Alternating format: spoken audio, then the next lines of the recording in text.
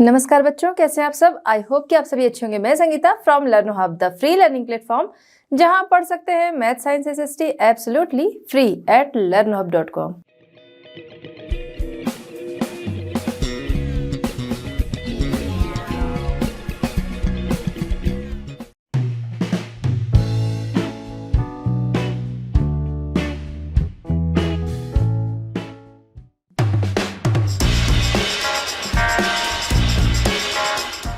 चलिए बच्चों, स्टार्ट करते हैं हमारा आज का chapter. Question number 1, use the terms constituency and represent to explain who an MLA is and how the person is elected.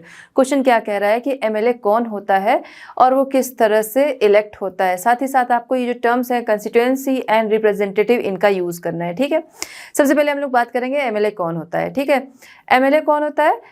Member of legislative assembly. ठीक है, वो एमएलए होता है जो कि लोगों के द्वारा चुना जाता है। अब एमएलए की अगर हम लोग बात करें, थोड़ा सा कंफ्यूजन होता है एमएलए एंड एमपी। तो एमएलए जो होते हैं वो इलेक्ट होके जाते हैं राज्यसभा में, ठीक है, जो स्टेट के लिए काम करती है। और जो एमपी होते हैं वो चुने जाते हैं, वो चुनकर जाते हैं कहाँ पर? लोकसभा में। ठीक है, जिस पार्टी से ज़्यादा एमएलए बनते हैं वहाँ से क्या होता है? वहाँ से बनता है चीफ मिनिस्टर। मतलब जिस पार्टी के ज़्यादा एमएलए इलेक्ट होते हैं वो उस पार्टी से कौन बनता है? चीफ मिनिस्टर बनता है। उन्हीं लोगों में से किसी एक को चीफ मिनिस्टर बनाया जाता है। जिस पार्टी से एमपी जो हैं वो ज़्यादा जाते हैं तो वहाँ से क्या बनता है? वहाँ से बनाया जाता है किसी एक को प्राइम मिनिस्टर। ठीक है, ये डिफरेंस आपको समझ में आ गया है। एमएलए कौन है? एमएलए जो लेजिस्लेटिव असेंबली का मेंबर होता है जो कि चुनकर जाता है राज्यसभा के लिए। ठीक है, चुनता कौन है, उसे इलेक्ट कौन करता है? वोट होते हैं, इलेक्शन होते हैं। जिसको ज़्यादा वोट मिलते हैं वो क्या बनता है? वो एमएलए बनता है। अब देखिए, कोई पार्टी किसी स्टेट में, कह सकते हैं जिस पार्टी की गवर्नमेंट है, तो ज़रूरी नहीं है कि उसी पार्टी के सारे एमएलए हों। सारे एमएलए हों मतलब कि कोई स्टेट, जो भी स्टेट आप ले लीजिए, हर स्टेट में बहुत सारी कंस्टिट्यूएंसी होती हैं। ठीक है, तो मान लीजिए आपने यूपी ले लिया। ठीक है, ये मान लीजिए यूपी है। अब यूपी में बहुत सारी क्या है? कंस्टिट्यूएंसी होंगी। ठीक है, यूपी बहुत बड़ा स्टेट है। ठीक है, अब इसमें क्या है? बहुत सारी कंस्टिट्यूएंसी हैं। अब हर कंस्टिट्यूएंसी के लिए इलेक्शन होता है। ढेर सारी कंस्टिट्यूएंसी हैं, हर कंस्टिट्यूएंसी के लिए क्या होता है? इलेक्शन होता है। और उसमें क्या है? उस इलेक्शन में जो इलेक्ट होता है, मतलब जो पार्टी जीतती है, जिस पार्टी से एमएलए ज़्यादा बनते हैं उस पार्टी से चीफ मिनिस्टर बनता है। यहाँ बात हो गई। ठीक है, तो हर कंस्टिट्यूएंसी के लिए इलेक्शन होता है और वहाँ से बनता है एमएलए। ठीक है, जो जीतेगा वो एमएलए बनेगा। और कंस्टिट्यूएंसी जैसे कि निर्वाचन क्षेत्र या फिर वार्ड, इनके नाम से भी आप जानते होंगे। देखिए, जब वोट होते हैं, जब इलेक्शन होते हैं, तो उस टाइम में आपने देखा होगा कि वार्ड नंबर 21, वार्ड नंबर 6, इस तरीके से क्या होता है? वो डिवाइड रहता है। तो इसीलिए डिवाइड रहता है कि हर जगह अलग अलग एमएलए के लिए क्या होता है? इलेक्शन होता है। ठीक है, इतना आपको समझ में आ रहा होगा। एमएलए बहुत सारे होते हैं। ठीक है, ज़रूरी नहीं कि एक ही पार्टी से सारे एमएलए बने। अलग अलग लोगों को लोग वोट करते हैं और वहाँ से क्या होता है? अलग अलग पार्टी के लोग एमएलए बनते हैं। जिस पार्टी से ज़्यादा एमएलए आएंगे वहाँ से क्या होगा? वहाँ से बनता है चीफ मिनिस्टर। ठीक है, इतना आपको समझ में आ रहा होगा। ठीक, अब ये जो एमएलए है वो क्या करता है? कंस्टिट्यूएंसी का हमने यूज़ कर लिया, जो टर्म है कंस्टिट्यूएंसी उसका हमने यूज़ कर लिया कि एक स्टेट में बहुत सारी कंस्टिट्यूएंसी होती हैं। ठीक है, हर कंस्टिट्यूएंसी के लिए क्या होता है कि इलेक्शन होता है, जिसमें कि एमएलए जो है वो आपका रिप्रेजेंटेटिव बनता है।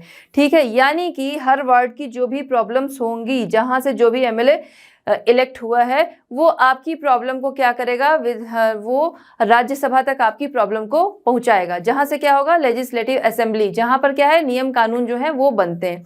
ठीक है, अब आपको ये चीज़ समझ में आ रहा होगा कि एमएलए होता कौन है। ठीक है, एमएलए कौन होता है, किस तरह से इलेक्ट होता है। साथ ही साथ ये जो टर्म कंस्टिट्यूएंसी एंड रिप्रेजेंट, इन दोनों को हमने यूज़ किया। कंस्टिट्यूएंसी मतलब ये कि स्टेट में बहुत सारी कंस्टिट्यूएंसी होती है, हर कंस्टिट्यूएंसी के लिए इलेक्शन जो है वो होता है, वहाँ से एक मेंबर जो है वो इलेक्ट होकर आता है, जिसे कि हम एमएलए कहते हैं। ठीक है, वो एमएलए क्या करता है? रिप्रेजेंट करता है, वो आपका रिप्रेजेंटेटिव होता है। हर वार्ड का वो क्या होता है? हर कंस्टिट्यूएंसी का क्या होता है? वो रिप्रेजेंटेटिव होता है, वहाँ की प्रॉब्लम्स को सामने रखता है। ठीक है, अब आपको ये चीज़ समझ में आ गया होगा। आंसर जो है पूरा कि एमएलए कौन होता है, किस तरह से इलेक्ट होता है, एंड इन वर्ड्स का जो यूज़ है, इन टर्म्स का, कंस्टिट्यूएंसी एंड रिप्रेजेंट।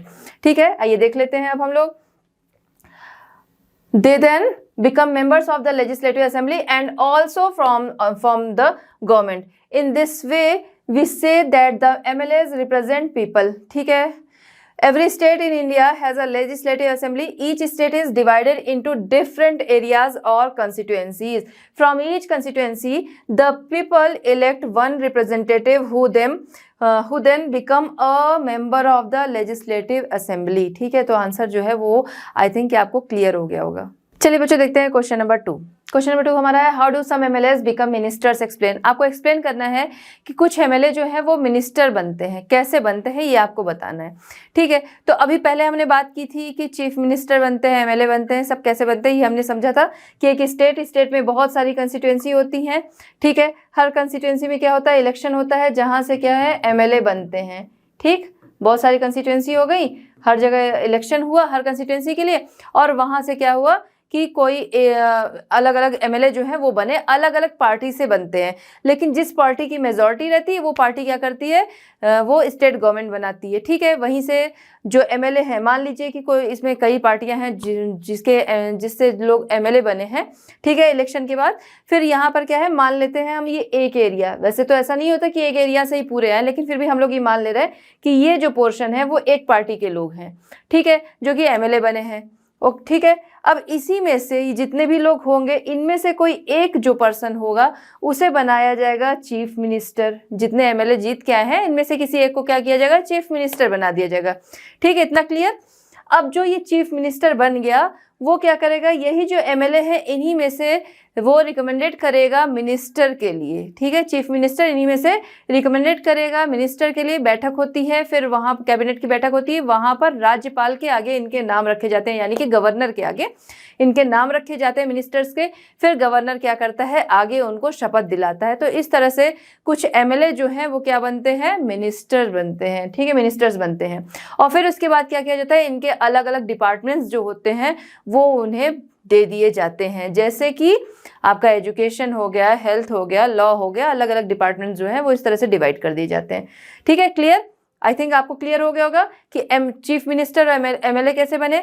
जो एमएलए हैं बहुत सारे, उन्हीं में से कुछ लोगों को मिनिस्टर बनाया जाता है, किस तरीके से. ठीक है, the chief minister is made from the party with majority in the general assembly. जैसे जनरल असेंबली का इलेक्शन होता है वहां से चीफ मिनिस्टर बनाया जाता है. ठीक है, then the chief minister makes some MLAs ministers.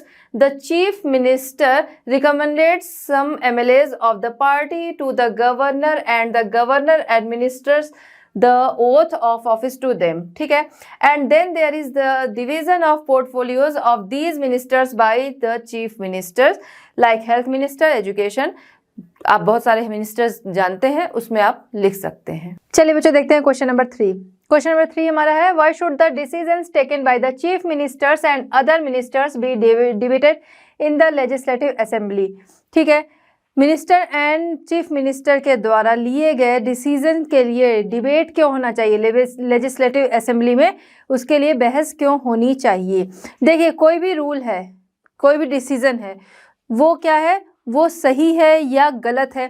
ऐसा नहीं है कि वो मिनिस्टर या फिर चीफ मिनिस्टर के द्वारा कोई डिसीजन ले लिया गया है तो वो सही है या सबकी उसमें मंजूरी है. तो इसलिए उस पर डिबेट होनी चाहिए. डिबेट होने से क्या होगा कि लोग जो है उसको सुनेंगे, उसको समझेंगे, कुछ क्वेश्चनिंग है वो भी कर सकते हैं, सजेशन है वो भी दे सकते हैं. ठीक है, जो डिसीजन है वो सही है नहीं सही, जैसे भी जिसके सजेशन होंगे वो चीज़ें लोग अपनी सामने रख सकते हैं.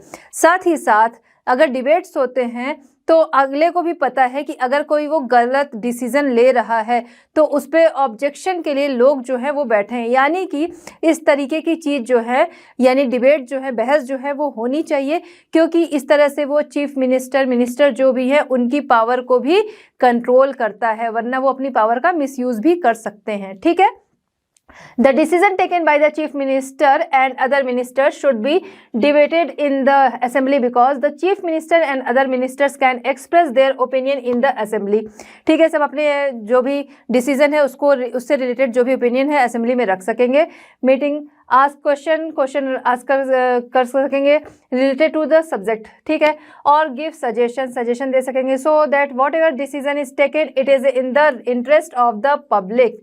ठीक है, with this the misuse of the rights of the chief minister and ministers can be curbed। ठीक है, तो यहाँ पर क्या है, इससे उन पे अंकुश लग सकेगा या वो पावर का मिसयूज नहीं कर सकेंगे। चलिए बच्चों देखते हैं क्वेश्चन नंबर 4। क्वेश्चन नंबर 4 हमारा है what was the problem in Patalpuram, what discussion action were taken by the following, fill in the table. Question क्या है कि पातालपुरम के लोगों की प्रॉब्लम क्या थी, क्या डिस्कशन हुए, क्या एक्शन हुए, उससे आपको ये टेबल है वो फिल करनी है। ठीक है, ड्यू टू स्कार्सिटी वाटर, वहाँ पर क्या था, पानी की बहुत ज़्यादा कमी थी जिसकी वजह से 3 दिनों में एक बार पानी मिलता था, पानी नहीं मिल रहा था, इसकी वजह से जो भी पानी अवेलेबल था लोग उसी को पी रहे थे। तो ड्रिंकिंग वाटर के रूप में लोग क्या थे, डर्टी वाटर जो था, गंदा पानी था, वही पी रहे थे, जिसकी वजह से बहुत सारे लोग बीमार हो रहे थे। लोगों में कालरा जो था बहुत तेज़ी से फैल रहा था, जिसकी वजह से 10 लोगों की डेथ भी हो गई थी और साथ ही साथ पूरा जो डिस्ट्रिक्ट हॉस्पिटल था वो पेशेंट से भरा हुआ था। ये वहाँ के लोगों की प्रॉब्लम थी। मेन प्रॉब्लम क्या थी इसमें, पानी की कमी, उसी की वजह से बाकी सारी प्रॉब्लम्स थी। ठीक है, अब आपको क्या करना है, टेबल जो है वो फिल करना है। टेबल में क्या है, public meeting, legislative assembly, press conference and chief minister, इनके द्वारा क्या डिस्कशन हुए, क्या एक्शन हुए, वो चीज़ें आपको फिल करनी है। ठीक है, पब्लिक मीटिंग लोग इकट्ठा हुए, जो आम सभा थी, जो पब्लिक थी वो सभी इकट्ठा हुए, उन्होंने क्या किया कि रोड जो थी वो क्लोज कर दी। ठीक है, साथ ही साथ लोगों ने क्या किया कि प्रोटेस्ट किया, अपनी डिमांड जो थी वो रखे, गवर्नमेंट की निंदा उन्होंने की। ठीक है, फिर लेजिस्लेटिव असेंबली की बात देखें तो लेजिस्लेटिव असेंबली में क्या हुआ, डिस्कशन हुआ, जो वहाँ की प्रॉब्लम थी जिससे लोग परेशान हो रहे थे, क्योंकि प्रॉब्लम जो थी बहुत ज़्यादा बढ़ गई थी, बहुत लोग बीमार भी हो गए थे, डेथ भी हो गई थी, हॉस्पिटल जो था पूरा भरा हुआ था, जिसकी वजह से लेजिस्लेटिव असेंबली, जहाँ पर पक्ष विपक्ष दोनों तरफ के लोग थे, वहाँ पर डिस्कशन हुआ पातालपुरम की प्रॉब्लम के लिए। ठीक है, नेक्स्ट है प्रेस कॉन्फ्रेंस हुई, जहाँ पर हेल्थ मिनिस्टर जो थे उन्होंने लोगों को इन्फॉर्म किया कि गवर्नमेंट की तरफ से कुछ स्टेप जो हैं वो लिए गए हैं इस प्रॉब्लम को दूर करने के लिए। चीफ मिनिस्टर, इनके द्वारा क्या एक्शन रिएक्शन डिस्कशन जो भी हुआ, तो चीफ मिनिस्टर जो थे, जो विक्टिम्स थे, जो पीड़ित लोग थे, उनसे वो मिले, साथ ही साथ लोगों की डेथ भी हो गई थी, लोग बीमार भी थे, तो इसलिए उनके लिए कंपनसेशन राशि जो थी वो भी उन्होंने अनाउंस की। साथ ही साथ उन्होंने क्या किया कि हाई लेवल जांच कमेटी जो थी वो भी बिठाई कि लोगों को जो है साफ़ पानी आगे से मिल सके, पानी की अवेलेबिलिटी भी रहे और वो साफ़ रहे, इसके लिए high level constituted high level inquiry committee जो थी वो भी उन्होंने बिठाई। चलिए बच्चों देखते हैं क्वेश्चन नंबर 5। क्वेश्चन नंबर 5 हमारा है what is the difference between the work that MLA do in the assembly and the work done by government departments. Question क्या कह रहा है कि what is the difference between, difference आपको बताना है किसके बीच में, एमएलए जो काम करते हैं वो, साथ ही साथ गवर्नमेंट डिपार्टमेंट्स जो हैं वो काम करते हैं, उसके बीच में आपको अंतर बताना है। तो सबसे पहली चीज़, एमएलए जो होते हैं वो आपके द्वारा या फिर कह सकते हैं कि पब्लिक के द्वारा चुनकर जाते हैं, पब्लिक के रिप्रेजेंटेटिव होते हैं। ठीक है, गवर्नमेंट डिपार्टमेंट्स जो हैं वो क्या है, वो एग्ज़ाम देते हैं बाकायदा, उसके बाद उनकी नियुक्ति होती है। ठीक है, अब जो एमएलए होते हैं उनको आप किस लिए जिताते हैं, आप उन्हें किस लिए वोट करते हैं कि आपकी जो प्रॉब्लम्स है उन्हें वो क्या करें कि आगे वो पार्लियामेंट में आपकी प्रॉब्लम्स जो है वो पहुँचे, जिससे कि उस पर जो लॉ बनने हैं, आपकी प्रॉब्लम्स जैसे भी दूर हो सके उसको, उन बातों को वहाँ पर रख सके जिससे आपकी प्रॉब्लम जो है वो दूर हो। ठीक है, तो the member of the legislative assembly make laws in the legislature, वो क्या करते हैं, असेंबली क्या करती है, लेजिस्लेचर में लॉ जो है वो बनाती है।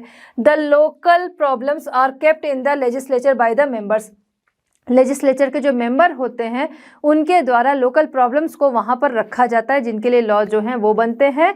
ठीक है, laws are announce by the government, government के द्वारा लॉ जो है वो अनाउंस किए जाते हैं। तो ऐसा नहीं है कि बस लॉ बने फिर गवर्नमेंट ने उसे अलाउ कर दिया, या फिर क्या करते हैं कि गवर्नमेंट जो है वो उसे अनाउंस करती है और लॉ बस वहीं से पक्के हो जाते हैं। नहीं, जब गवर्नमेंट जो है वो लॉ को अनाउंस करती है उसके बाद उस पर डिबेट्स होती हैं, डूज एंड डोज। ठीक है, या फिर कह सकते हैं पॉजिटिव नेगेटिव, उस पर क्वेश्चन जो है, डाउट जो है लोग अपने रखते हैं, सजेशन है वो रखते हैं। तो इसलिए गवर्नमेंट क्या करती है, उसे अनाउंस करती है, फिर उसके बाद उस पर डिबेट्स होते हैं, डिबेट हो गए, फिर लॉ जो है अगर पास होने की बात आ गई तो अब जब डिसीजन लिया जाता है कि लॉ जो है वो पास होगा, ठीक है, तो the decision and law the decisions and law taken by government are operated by the government departments. तो जो डिसीजन या लॉ जो होते हैं गवर्नमेंट के द्वारा जब लिए जाते हैं तो आगे उनका जो पालन कराना होता है, लॉ जो है आगे फॉलो कराने की जब बारी आती है वो काम करते हैं गवर्नमेंट डिपार्टमेंट्स। ठीक है, तो आपको समझ में आ गया। लॉ बनाने का काम, लॉ जो है उसे लाने का काम, फिर आगे उस पर डिबेट्स हुआ, वो सारा क्या हो गया, एमएलए जो है वो लॉ बनाते हैं। ठीक है, उन्होंने लॉ लाया सामने, गवर्नमेंट उन्हें अनाउंस की, उस पर डिबेट हुआ, फिर आगे क्या होता है, लॉ जब पास हो जाता है तो उसे आगे फॉलो कराने का काम जो होता है वो गवर्नमेंट डिपार्टमेंट्स के लोग जो हैं वो कराते हैं। जैसे आपने देखा है पुलिस डिपार्टमेंट हो गया, ठीक है, आईएएस आईपीएस हो गया, तो जो भी लॉ है उन्हें वो क्या करते हैं, आगे फॉलो कराते हैं। तो बच्चों इस तरह हमारा ये चैप्टर होता है कंप्लीट। मिलते हैं नेक्स्ट चैप्टर नेक्स्ट सॉल्यूशंस के साथ। लर्न हब फ्री है पर बेस्ट है। Thank you.